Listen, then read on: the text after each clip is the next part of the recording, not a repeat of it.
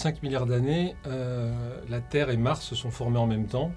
Et pendant 1 milliard, elles vont évoluer de la même manière. Mais Mars se fige, l'atmosphère se dissipe et la vie s'arrête. La question c'est, est-ce qu'il y a eu de la vie? La mission aujourd'hui de Persévérance, c'est de chercher si elle a été véritablement habitée. SkyTeam maneuver has started.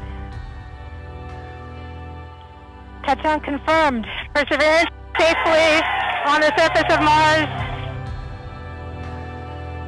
L'œil de Persévérance, c'est Supercam. Supercam, c'est 4 ans de travaux d'une équipe dirigée par Sylvestre Maurice, avec 5 instruments de mesure, dont un laser qui est capable de tirer pendant 5 milliardièmes de seconde l'équivalent d'une puissance d'une centrale nucléaire, et qui va permettre d'analyser des roches, des sédiments, pour justement déterminer une trace de vie. Sylvestre Maurice, c'est un astrophysicien et c'est donc son équipe avec le CNRS, le CNES. En 2014, ils ont remporté le nouvel appel d'offres pour Persévérance. Il y a 300 personnes qui ont travaillé dessus, des industriels, pour confectionner cette caméra et ce mini-laboratoire. Le moindre boulon, le moindre point de colle, ce sont des choses inédites à perfectionner, à vérifier pour qu'elles puissent survivre aux conditions rudes sur Mars. On peut faire cocorico, on est les plus forts dans ce domaine.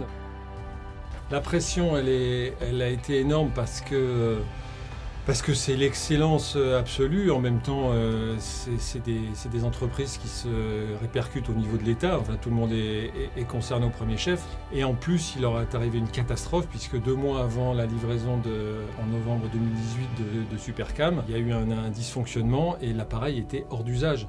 Et donc là, ça a été la consternation et la catastrophe. Encore une fois, au niveau de l'État, tout le monde était affolé parce qu'il fallait refaire en 6 mois ce qui avait été fait en 3 ans. Ils ont été obligés de faire les 3-8 et les Américains leur avaient dit les gars, faites ce que vous pouvez, mais enfin, si nous, on n'est pas livré en juillet, nous, on referme le rover et on partira sans vous.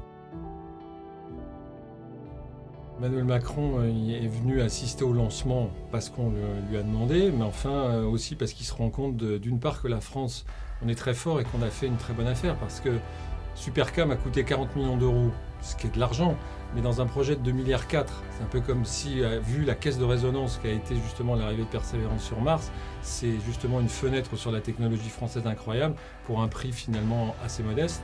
Et dans le spatial, hormis les Américains et les Chinois qui ont plus de moyens, les Français en termes de technologie, des instruments qu'on embarque à bord des engins spatiaux, on est très très fort.